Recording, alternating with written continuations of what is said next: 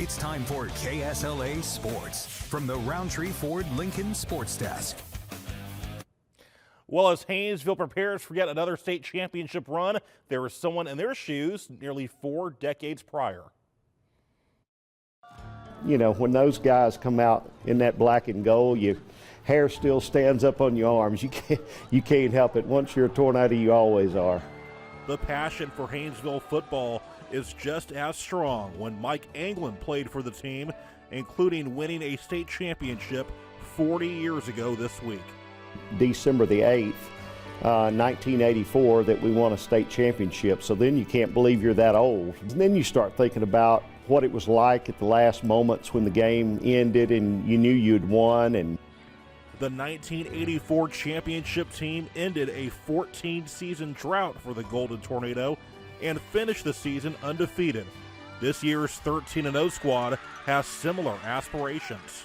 They are following in the same steps that we were in. They had gone last year and lost as juniors, the senior class, and now they're given an opportunity to come back and win. Exactly the same scenario coming to fruition exactly 40 years later. After 59 playoff appearances, 40 district championships, 10 state runner-up finishes, and 17 championships, it's not hard to figure out the root of their success. Once that expectation was developed, you know, most teams hope they make the playoffs or hope they can make another round, but literally every single year, if you live in Haynesville and you play football, you're expecting to go to the state championship and win it every year. And I think that's something to be said about life in general. Haynesville prepares their fight for another state championship. 40 years later, David Franklin will deliver the same message his father Red once did in 1984. I love every one of you, and I'll never forget that. That was the last thing he said before he said, now let's go get them.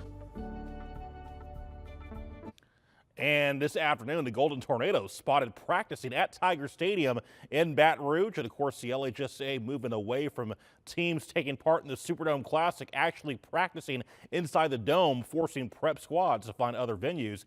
Haynesville meeting South Plaquemine Thursday at 3:30. We'll have coverage all day Thursday on KSLA News 12.